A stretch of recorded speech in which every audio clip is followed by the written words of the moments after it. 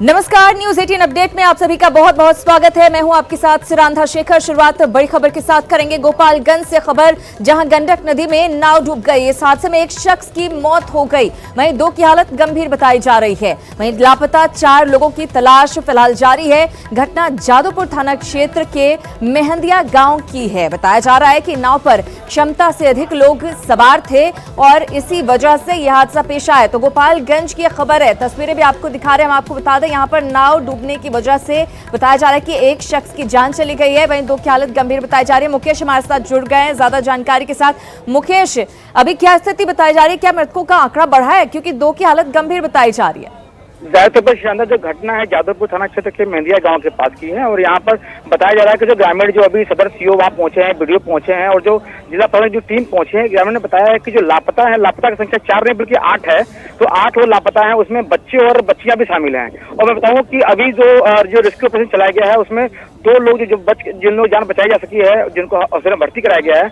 इसके अलावा एक और जो महिला है उसकी मौत हुई है। तो अभी जो नाव थी, नाव पर 2 दर्जन से ज्यादा लोग सवार थे। तो जो मिसिंग है वो मिसिंग का आंकड़ा 4 नहीं बल्कि 8 हो गया है। शानदार। बिल्कुल मुकेश, हमेशा ये होता है जब नाव हादसा होता है तो क्षमता से अधिक सवारी होती है नाव पर, इसकी वजह से यह हादसा होता है। एक बार फिर से ऐसा ही हुआ है, तो जो लोग जिम्मेदार हैं उन पर कार्रवाई होनी भी जरूरी है। तौर पर मैं बताऊं कि इस मामले में ग्रामीणों से मैंने बात की थी। ग्रामीणों का कहना था कि जो नाविक जो था और उस नाविक की गलती की वजह से ये हादसा हुआ है, क्योंकि जो नाव की जो क्षमता थी उस पर करीब 1 दर्जन लोग बैठ सकते थे, लेकिन नाव पर 2 दर्जन से ज्यादा लोग सवार थे। और जो घटना जब हुई है, तो घटना के बाद से जो नाविक है वो भी फरार है।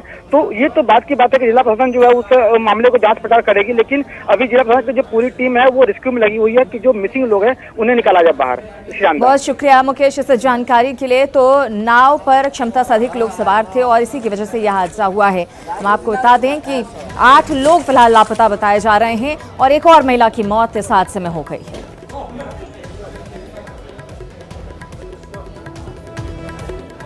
तो अक्सर जब इस तरह के हादसे आते हैं उसकी वजह यही होती है कि क्षमता से अधिक सवारियों को बिठा लिया जाता है, इसकी वजह से यह हादसा होता है। ऐसे में लोगों की भी जिम्मेदारी बनती है कि वो जब देखें कि ज्यादा लोग सवार हो रहे हैं तो खुद सवार होने से इनकार करते हैं। आगे बढ़ते हैं खबरों में। राजस्थान से खबर, राजस्थान के अजमेर में 2 ट्रेलरों के बीच जोरदार टक्कर हो गई, जिसके बाद आग लग गई। आग इतनी भीषण थी कि एक ट्रेलर पूरी तरह से जलकर खाक हो गया। काफी मशक्कत के बाद आग पर काबू पाया जा सका। वहीं हादसे के बाद अजमेर कोटा रोड पर 1 किलोमीटर तक लंबा जाम लग गया। ये 2 तस्वीरें आपको दिखा रहे हैं, आप देखिए किस तरह से 2 ट्रेलर के बीच टक्कर होती है और उसके बाद आग लग जाती है। आग इतनी भीषण होती है, उसे बुझाने में काफी मशक्कत करनी पड़ती है और हादसे के बाद कितना लंबा जाम वहां पर लगा है वो भी आप देख सकते हैं।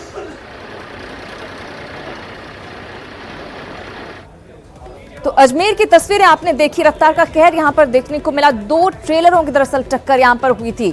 उधर उत्तर पूर्वी दिल्ली के दंगा प्रभावित इलाकों में अब हालात सामान्य हो गए हैं।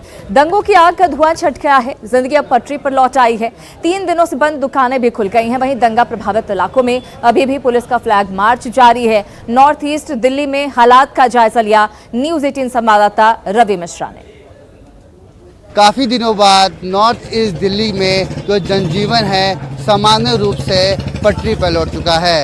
आसपास की दुकानें जो ताला लगी थी अब वो खुल रही हैं और साफ तौर पर दुकानों पर भीड़ भी दिखने को मिल रही है, क्योंकि काफ़ी दिनों से सामान नहीं लिया गया, घर में राशन नहीं है और काफ़ी दिक्कत हो रही थी।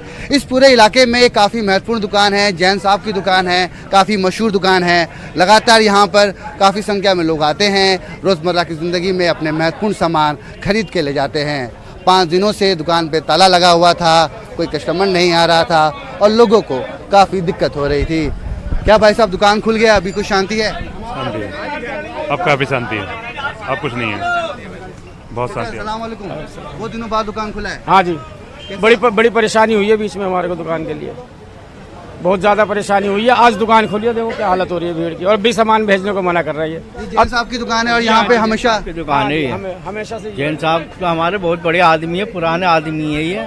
हमने इनकी दुकान बचा रखी, कुछ नुकसान नहीं होने दिया। पड़ोसी लोग इलाके में काफी तबाही हुई, मगर जैन साहब काफी लोग पसंद करते हैं जैन साहब को। आइए बात करना चाहेंगे जैन साहब से। जैन साहब बहुत दिनों बाद, माफी चाहता हूँ कोई परेशान कर रहा हूँ, काम कीजिए आप।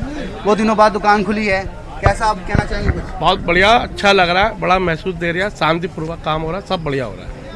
जैन साहब देखिए, आपकी दुकान में तो आप कभी ये नहीं सोचते होंगे नहीं, कि चावल इसको दूं ना दूं, नहीं। इतना भाईचारा पूरा बना हुआ है। हाँ जी। तो इस इलाके के बारे में क्या कहेंगे? पूरा भाईचारा बहुत शांतिपूर्वक? बढ़िया जी, बिल्कुल शांतिपूर्वक हो रहा है, बढ़िया काम हो रहा है, कोई दिक्कत नहीं है, कोई तंग नहीं कर रहा, कोई कुछ नहीं है, सब सही है, बढ़िया रह रहे हैं, बढ़िया कर रहे हैं। हाँ जी, बढ़िया, बिल्कुल जी, बिल्कुल बढ़िया रहेंगे। आप इनसे ले लो ना, ये खड़े में करा है ही नहीं। साफ तौर पे जैन साहब की दुकान खुली है। शटर का जो ताला था 5 दिन से बंद पड़ा था, मगर आज दुकान खुलने के बाद आप देख सकते हैं कि इलाके के लोग यहाँ पर पहुंचकर अपना सामान खरीद रहे हैं। और क्या खरीदा आपने भाई? ऐसा मोमबत्ती खरीदी है मैंने। अच्छा, 5 दिन के बाद दुकान खुली है, आज काम चल रहा है, थोड़ा मोमबत्ती खरीदी है मैंने। कैसा महसूस कर रहे हैं? दुकानें खुल रही हैं। बहुत अच्छा महसूस कर रहे हैं जी। बहुत परेशानी तो हुई है, लेकिन इस टाइम बहुत अच्छा माहौल है हमारे यहाँ का, और सब भाईचारा बना के रख रखा है हिंदू मुसलमान का। परेशानी तो हुई है, लेकिन ये मसला हल हो गया इंशाल्लाह। बिल्कुल भाईचारा बना रहे, साफ तौर पर यही कोशिश जारी रहेगी। और इस पूरे इलाके में अभी जो जनजीवन है वो सामान्य रूप से पटरी पर लौट चुका है। सभी दुकानें खुल रही हैं और रोज़मर्रा की ज़िंदगी पर लोग काम पर निकल रहे हैं। कैमरा पर्सन वैभव के साथ मैं रवि कुमार मिश्रा, न्यूज़ 18 नई दिल्ली। तो नॉर्थ ईस्ट दिल्ली की तस्वीरें आपने देखी, जहां पर अब दुकानें खुलने लगी हैं, जिसके बाद दुकानदार और ग्राहक दोनों ने राहत की सांस ली। इधर दिल्ली हिंसा में मरने वाले लोगों को श्रद्धांजलि देने और शांति संदेश मार्च दिल्ली के जंतर मंतर पर आयोजित किया गया। वहां का जायजा लिया न्यूज़ 18 संवाददाता रचना उपाध्याय ने। तरीके से पिछले दिनों हिंसा हुई और कई लोग इसमें मारे गए, उनको श्रद्धांजलि देने के लिए आज दिल्ली के जंतर मंतर पर शांति मार्च निकाला जा रहा है। पीछे आपको तस्वीर में दिखाना चाहूं तो यहाँ पर रतन लाल जो कि इस हिंसा में मारे गए, अंकित शर्मा जो कि इस हिंसा के शिकार हुए, तमाम जो लोग हिंसा के शिकार हुए उन लोगों को श्रद्धांजलि देने और शांति का संदेश देने के लिए आज यहाँ पर शांति मार्च निकाला जा रहा है। अगर आप देखें तो लोग प्ले कार्ड्स भी अपने हाथ में लेकर आए हैं। यहाँ पर आप देखेंगे कि दिल्ली पीस फोरम की तरफ से यहाँ पर है, तमाम तरीके के यहाँ पर लोगों के हाथ में प्ले कार्ड्स है, तिरंगा साथ में लेकर आए हैं। अगर देखेंगे कि विरोध या आतंक क्या चाहिए तो लोग हैं हमारे साथ, हम उन्हीं से बात कर लेते हैं। ये बताइए कि पिछले दिनों जिस तरीके से हिंसा हुई, कई लोग मारे गए, आज आप लोग शांति मार्च निकाल रहे हैं, क्या संदेश देना चाहते हैं? हम ये संदेश देना चाहते हैं कि हम सरकार से मांग करते हैं कि शाहीन बाग को जल्द से जल्द खत्म किया जाए, ताकि शांति मतलब जल्दी से जल्दी लौटेगी। शांति का तरीका यही है, शाहीन बाग को खत्म किया जाए। शाहीन बाग को खत्म किया जाए, आप लोग भी निकाल रहे हैं, आप लोग क्या कहते हैं? हमारा कहना ये है, जिन भाइयों ने बलिदान दिया है, जिन बच्चों ने, भाइयों ने, जवानों ने, जिसका भी बलिदान हुआ है, वो बलिदान बेकार नहीं जाएगा। पहले हमने अंग्रेजों से वो ली थी, महात्मा गांधी ने वो नारा लगाया था, अंग्रेजों भारत छोड़ो। अब हमें जो आज़ादी चाहिए, देश के गद्दारों जो हमारे देश के अंदर बैठे हैं, मैडम बॉर्डर पे लड़ना आसान, सामने फौजी को पता कि हमारे सामने दुश्मन है, लेकिन दिल्ली पुलिस या हमारे देश की पुलिस को नहीं पता कौन सा जिहादी है, कौन सा देशद्रोही है। मैं यही अपील करूंगा हिंदू और मुस्लिम दोनों भाइयों से कि यहाँ दिल्ली में शांति स्थापित होना चाहिए और उनको बेनकाब करना है, जो भी हमारे आसपास है। मैं ये कहना चाहूँगा शाहीन बाग जितनी जल्दी खत्म हो जाए उतना बढ़िया है, नहीं तो देश में और ज्यादा समस्या बढ़ेगी। मेरी सरकार से विनती है जल्दी से जल्दी शाहीन बाग को खत्म किया जाए। तो यहाँ पर जो तमाम लोग हैं उनका कहना है कि सरकार से विनती है कि शाहीन बाग को खत्म किया जाए। जिस तरीके से लगातार हिंसा हुई पिछले दिनों में और लोग मारे गए, अगर हम पीछे की तरफ अब चले तो आप यहाँ देखेंगे कि यहाँ पर एक मंच तैयार किया गया है दिल्ली पीस फोरम का। तो जैसे मैंने आपको बताया था कि यहाँ पर जो शहीद हुए हैं, जो मारे गए हैं इस हिंसा में, उन लोगों की तस्वीर यहाँ पर लगाई गई है।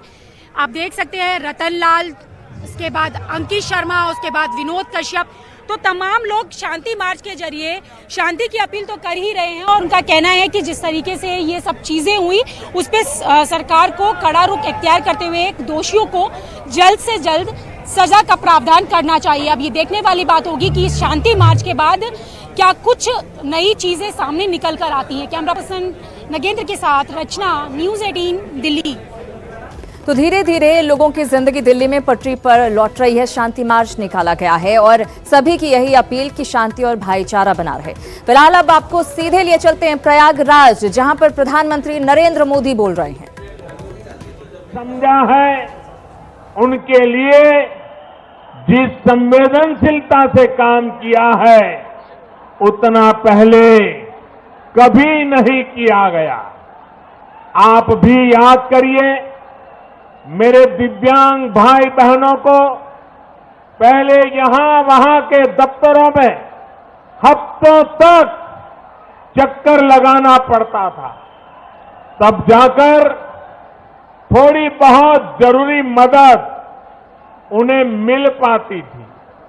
आपकी तकलीफ, आपकी समस्या जिस गंभीरता से सुनी जानी चाहिए थी, उस पर ध्यान भी नहीं दिया गया। दिव्यांग भाई बहनों को बेसहारा छोड़ देने वाली पहले की स्थिति हमें स्वीकार नहीं थी। हमने आपके साथी बनकर, सेवक बनकर आपकी एक एक दिक्कतों के बारे में सोचा और उन्हें दूर करने का प्रयास किया है। साथियों, पहले की सरकारों के समय इस तरह के कैंप बहुत ही कम लगा करते थे और इस तरह के मेगा कैंप तो गिनती के भी शायद नहीं होते थे। बीते 5 साल में हमारी सरकार ने देश के अलग अलग इलाकों में करीब 9,000 कैंप लगाए हैं। भाई और बहनों, पिछली सरकार के 5 साल में जहां दिव्यांग जनों को 380 करोड़ से भी कम के उपकरण बांटे गए, वहीं तो प्रयागराज के दौरे पर प्रधानमंत्री नरेंद्र मोदी, इस दौरान उन्होंने दिव्यांगों और बुजुर्गों को उपकरण बांटे हैं। चलिए अब बात अगली खबर की करते हैं। पटना के ज्ञान भवन में बीजेपी विदेश विभाग की ओर से प्रवासी बिहारियों की बैठक चल रही है। बैठक में डिप्टी सीएम सुशील मोदी और केंद्रीय मंत्री गिरिराज सिंह समेत कई बड़े नेता मौजूद हैं। बैठक में करीब 35 देशों के प्रवासी बिहारी हिस्सा ले रहे हैं, जिसमें शिक्षा, पर्यटन और फूड प्रोसेसिंग से जुड़े मुद्दों पर चर्चा हो रही है। चलिए सीधे ज्ञान भवन आपको लिए चलते हैं, जहां पर डिप्टी सीएम सुशील मोदी बोल रहे हैं। फिलहाल कि 150-200 साल पहले रोजी रोटी कमाने के लिए वो उन देशों में चले गए। और मेरे मित्रों, बिहार के ये जाने का सिलसिला आज भी जारी है।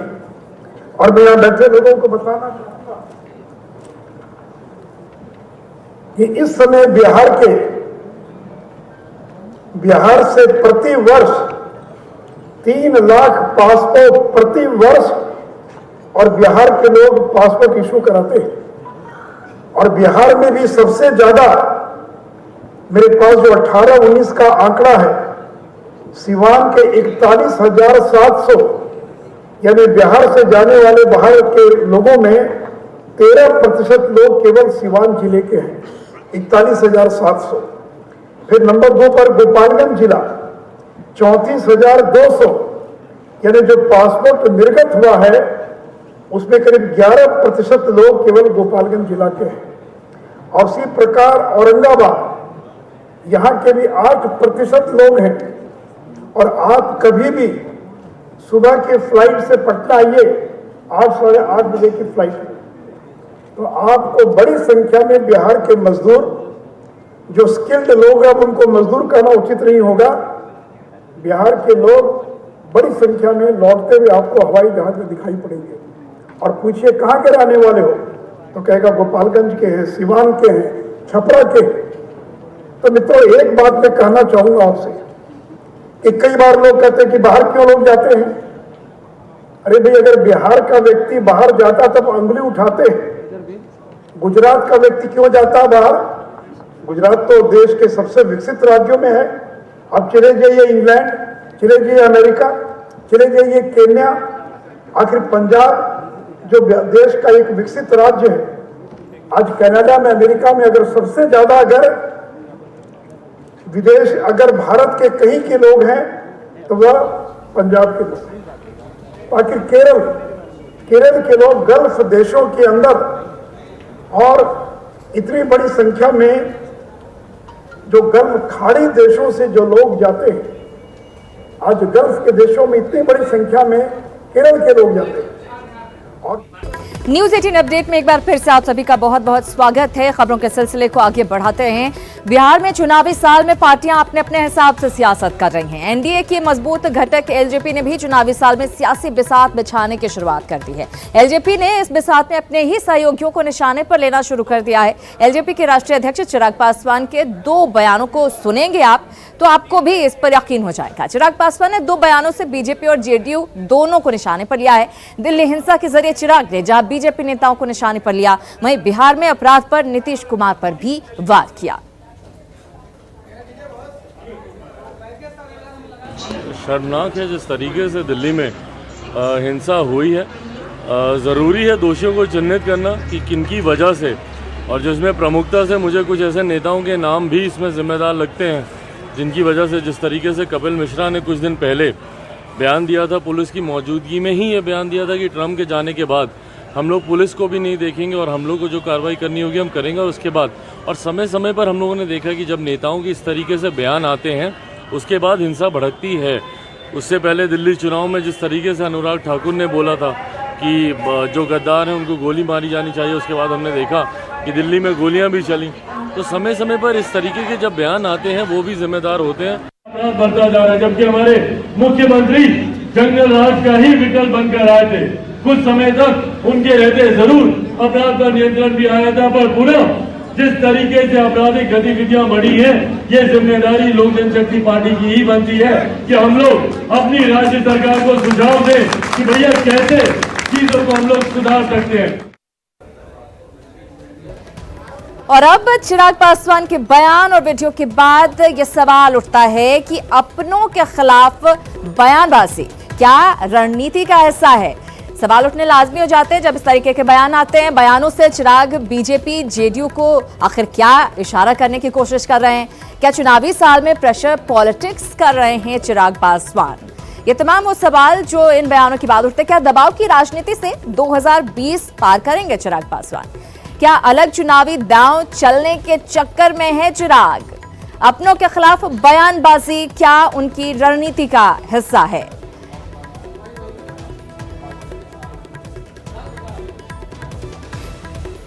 तो चिराग पासवान की ओर से बिहार में कानून व्यवस्था पर सवाल उठाए जा रहे हैं और इसको लेकर आरजेडी ने तंज कसा है। भी ईमानदारी से अगर पड़ताल करेगा तो क्या नीति आयोग ने बिहार के बारे में जो टिप्पणी की है उसको संज्ञान में नहीं लेगा? क्या मुजफ्फरपुर में जो हुआ है उसको बिसरा देगा? क्या कानून व्यवस्था की जो तार-तार हालत है वो भूल जाएगा? क्या शिक्षकों की जो हालत है, चाहे वो शिक्षा प्रेरक हों, नियोजित शिक्षक हों, NIOS का मामला हो, क्या वो बिसरा देगा?